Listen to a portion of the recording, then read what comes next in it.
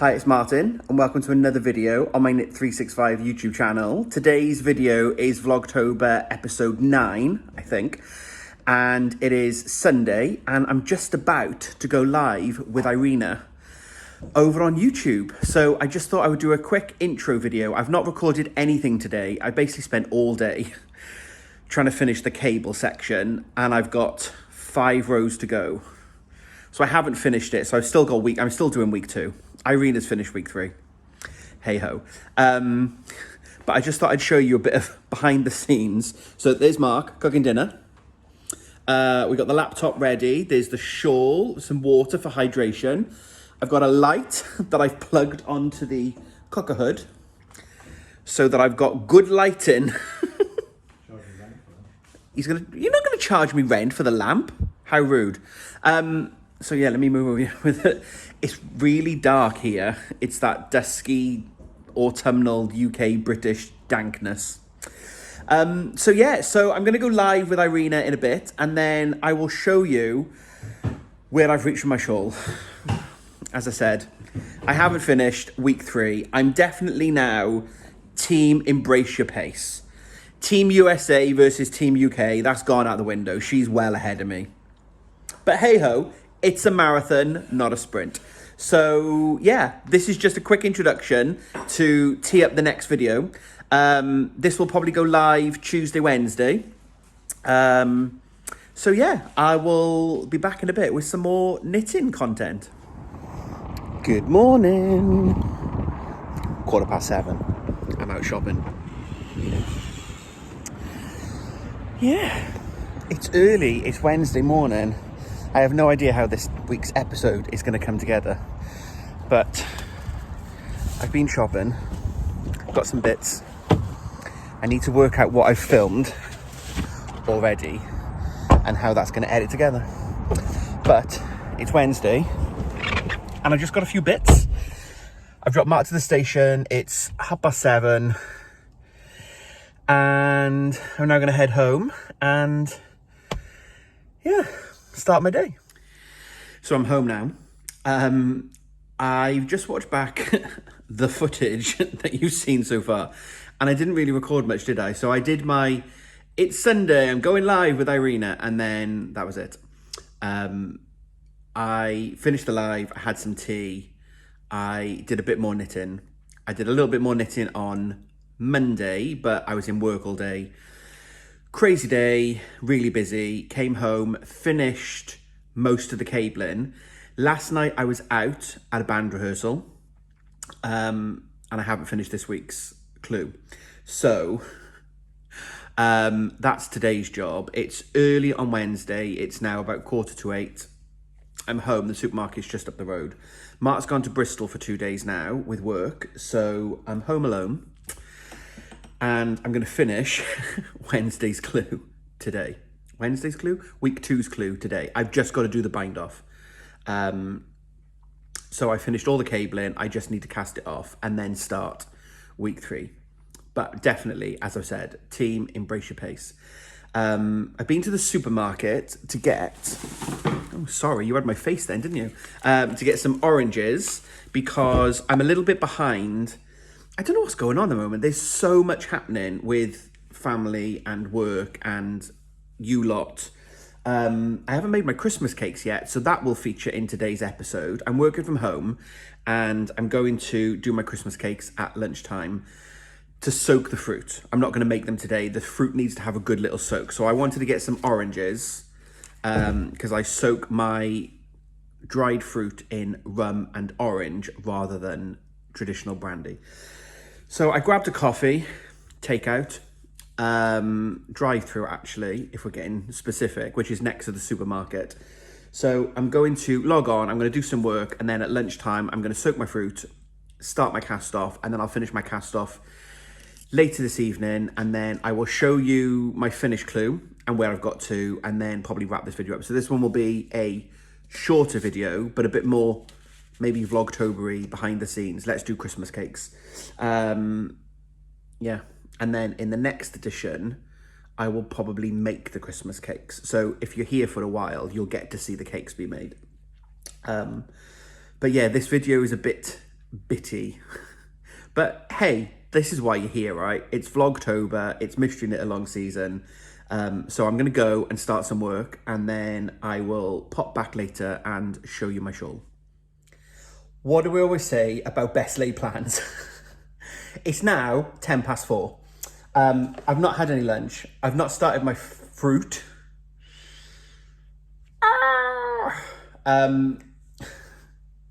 What a crazy day of work. So I'm gonna have 10 minutes. I've got another call to do in a little while, but I'm just gonna have 10 minutes because I've literally not stopped all day. So I've got the book. Oh, this could be the thumbnail. It's not October for vlogtober, but it's Christmas, Delia. So I've got the book,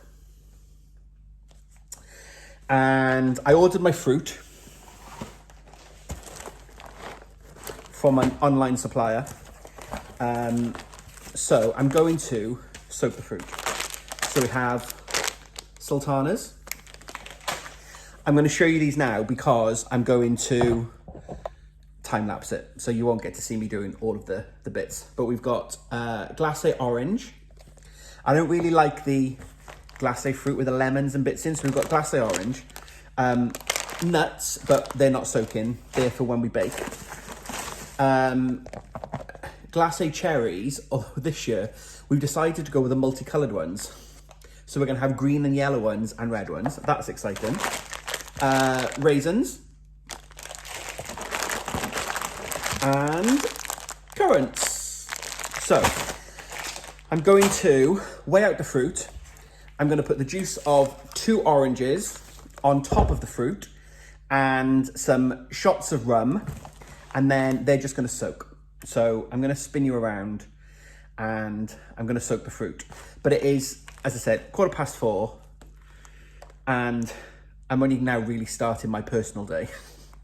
So I'm going to do the fruit. I was hoping this video would go live now, 4 o'clock. Absolutely no chance.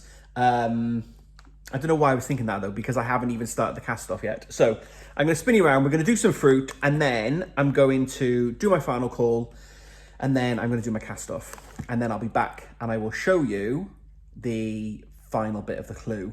And I've got some tips for those of you that didn't join the YouTube live about alignment of cables and things like that. So I'll be back with that once I've soaked the fruit and I finally finish work.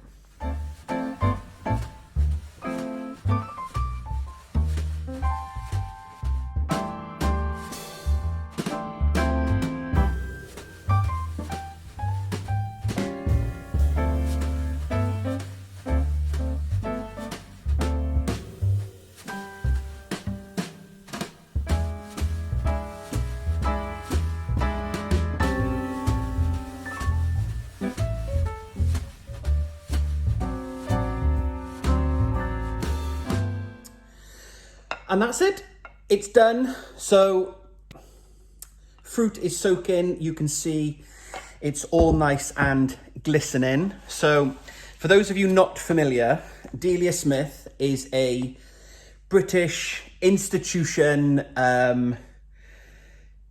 She's been cooking and doing cooking programs in the UK since like the 1960s, I think. This book is an old classic. My grandparents used it. And every year I do Delia's classic Christmas cake. So for those of you non-Brits, a traditional British Christmas cake is just a fruit cake. So you've seen all the dried fruit, and then it just gets baked as a normal cake. So with flour, butter, sugar, but it cooks really low and slow. So it cooks for like 4 hours on a really low heat. Like 100 degrees centigrade, I think. 140 maybe? I should know, I make it every year. It is cooked on, 140 centigrade, which is 275 Fahrenheit, gas mark 1. So it's really low and slow for about 4 hours. And it's just a fruit cake, but it's a traditional British, we can't have Christmas without it. So I make 2 squares and then I cut them in half, and then each bit to the family have a half cake each, because that's just enough for us. So that's it. So I'm going to soak the fruit, and then it sits there for 3 or 4 days. Every now and then probably in the morning, I'll give it a stir because all the rum and orange is now sitting at the bottom of the bowl. And then over the next couple of days, the fruit will expand and absorb all of that orange rummy goodness. And of course, if you don't want to use alcohol, you could just use just the orange juice. But it's just nice because otherwise the fruit's a bit dry, so it's nice that it expands and absorbs the extra flavour. This is absolutely not a cooking channel. This is just how I make my Christmas cake. So that's done. It's a bit of a tradition. My grandfather used to make them. It's another grandfather tradition that I've kind of taken over. So I make the Christmas cakes for the family.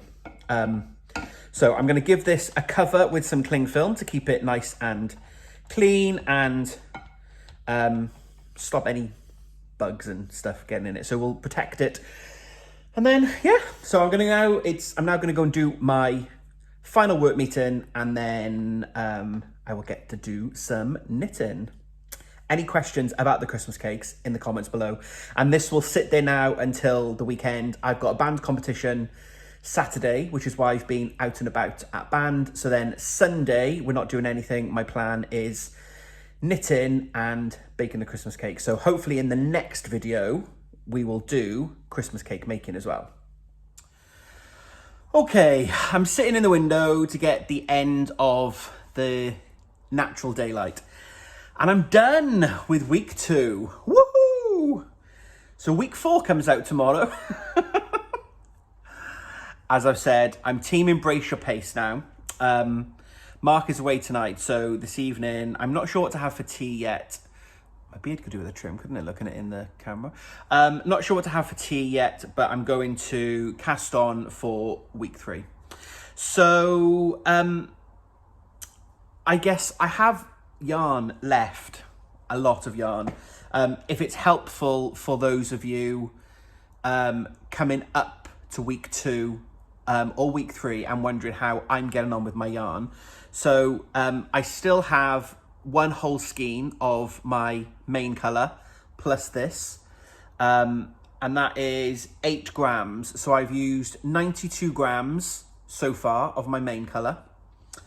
I still have 1 whole skein of my contrast colour plus this, and that is 18 grams. So I've used 82 grams of my contrast colour.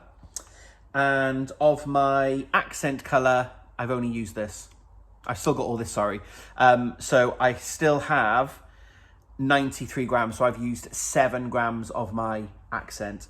And of course, the accent so far, we've only used on these wings. So I've still got a lot of yarn left. Week 3, if you haven't had a spoiler, it's not really a spoiler. Week 3 is accent colour. So that will take a bit of a dent. So I'm intrigued to see how much of that I get through. But broadly speaking, as we head into week 4, I've still got loads of yarn left.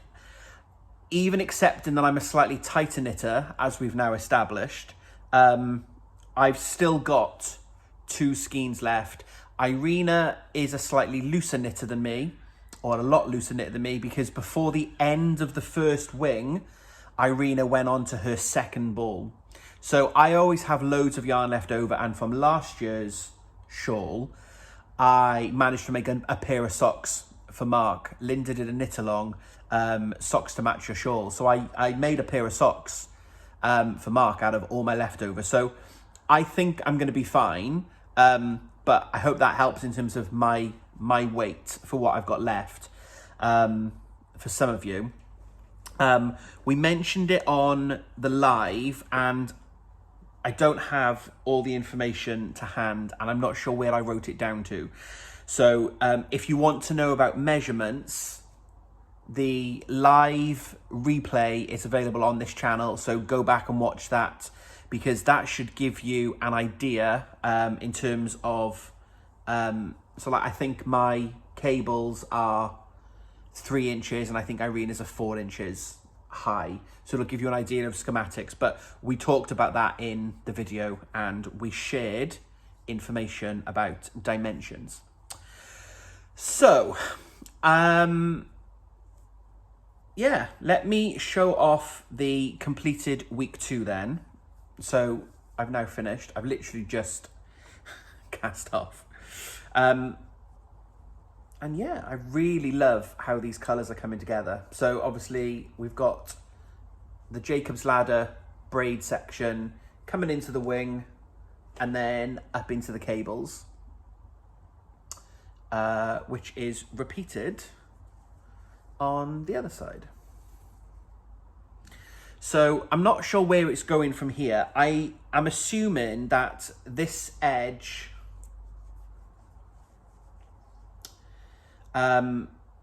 this won't be a thumbnail because that was a proper spoiler for those not watching ahead. I'm assuming we wear it this way. So I'm guessing it's going to be like that. I assume. I have no idea. These bits are obviously on live stitches, and if you've seen week 3's clue, I'm going to pick up along the cable edge and I'm going to create a section. So I'm assuming this is how it's worn, but it does mean that the loops on the braid are at the back down the bottom, so they're definitely going to need securing some way. So I'm really intrigued to see what episode 4 or week 4 is going to bring tomorrow. A couple of tips from me, if it's helpful, because I'm quite a loose purler, as we've discussed. I watched, so Stacey from Very Pink Knits is my go-to online knitting teacher. And I watched a video once about how to make your ribbon and your knit purl sections neater. And what Stacey recommends, I'll try to find the video. If I can find the video and it's still available, because Stacey's been recording videos for like 5-6 years here on YouTube. If I can find the video, I will pop a link to it below. But essentially what I was doing in these knit purl sections is I would knit a stitch, purl a stitch, but then before I would purl the next stitch, I would bring the yarn back as if I was going to knit and just pull it slightly. And it takes some of the slack out, which means when you move between the knits and the purls, you get quite an even tension and you don't end up with like loose stitches. I realise now I'm talking this through, I should have filmed this as I was going and it's a bit late now. But imagine you've just got, 4 knits, 4 purls, 4 knits. You would knit the 4 knit stitches. When you get to the 4 purl stitches, bring the yarn forward as if to purl and purl that first one, but then take the yarn to the back as if you were going to knit and just give it a little tug, and you'll see and feel that some of the slack comes out of the yarn. Then bring it back forward and purl the other 3, and then you go to knit. So every time I had a knit purl sequence in the cables, I pulled the stitch after the first purl. And I do really like my tension. I don't know whether it's in my head now that because that was the tip. Fluff. That was the tip that Stacey gave about being neater.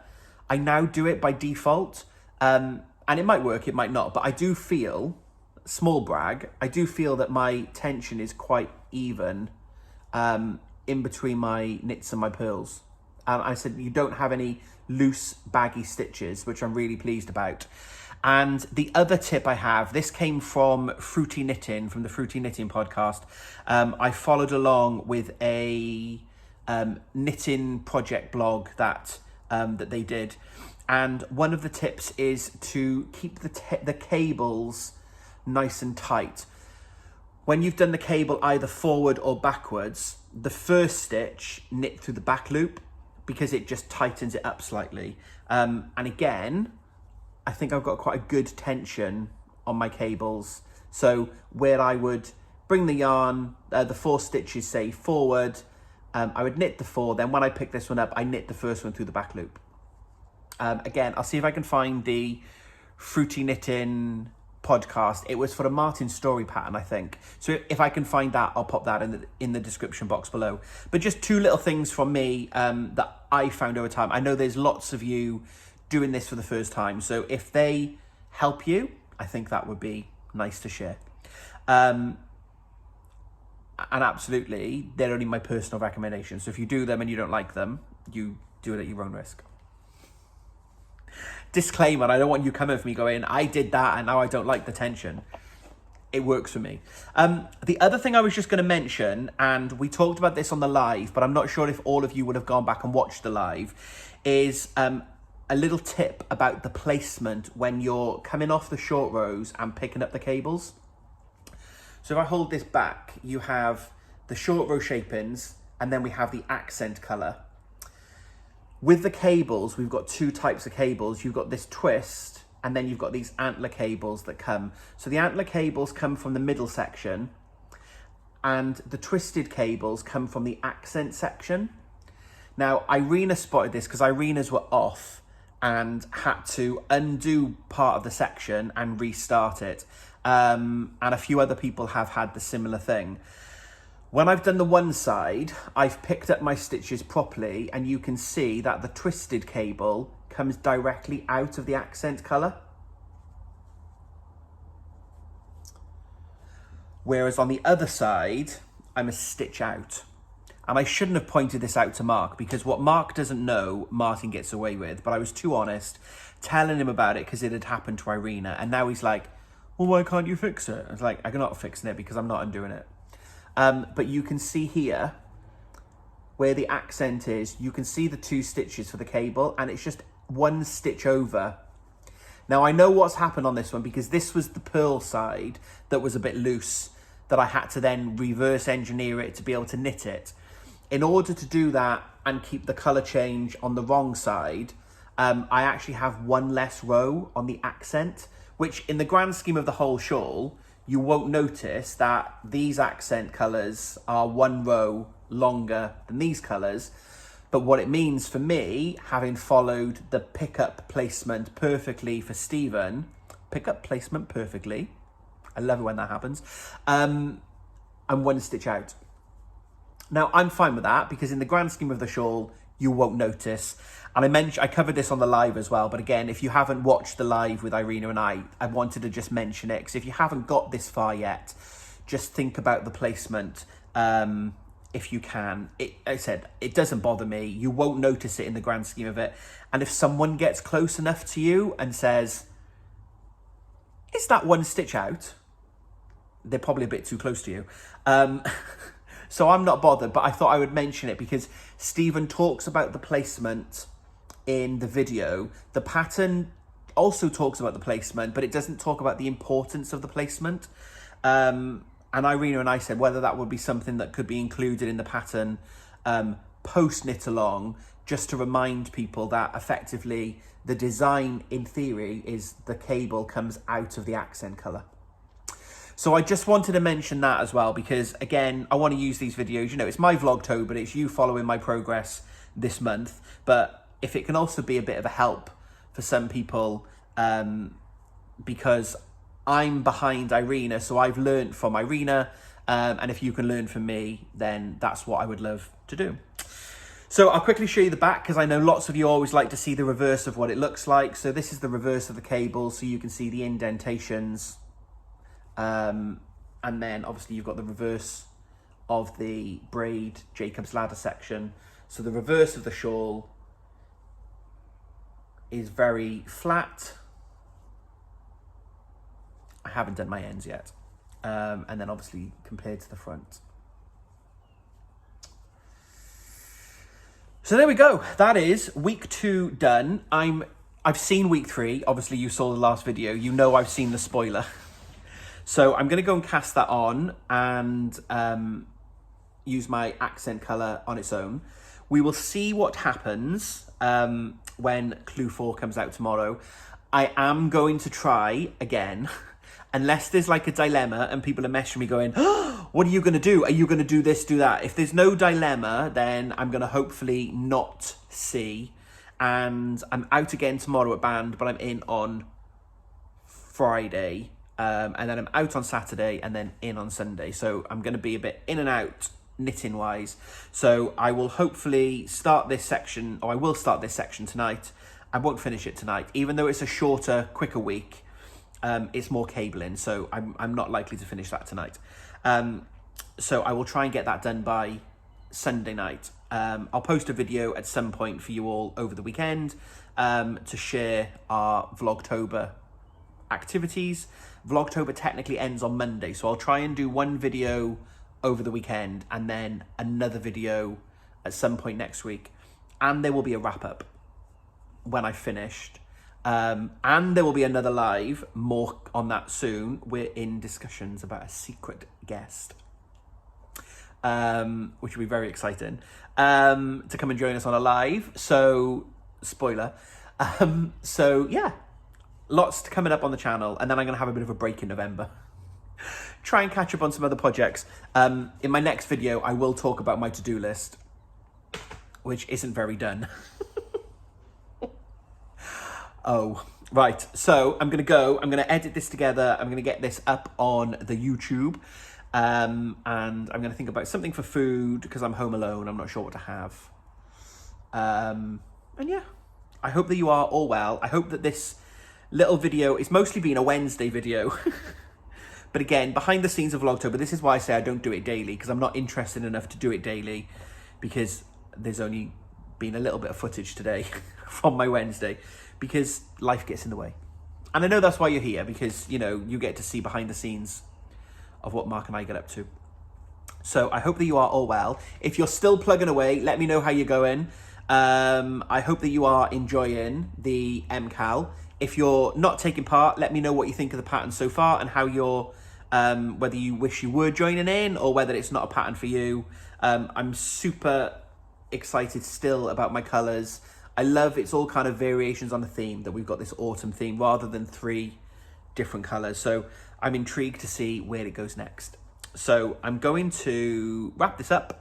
I'm going to get going and start the next section. So give this video a thumbs up if you like it. If you aren't a subscriber and you've just found me, click that subscribe button. It doesn't cost you anything to join, and it helps me to continue to grow my community. There are over 7,000 of you out there now, which I love it. Thank you so much for all being here.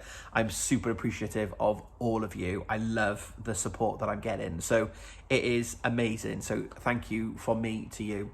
So I'm going to leave this there, and until we speak again, happy crafting.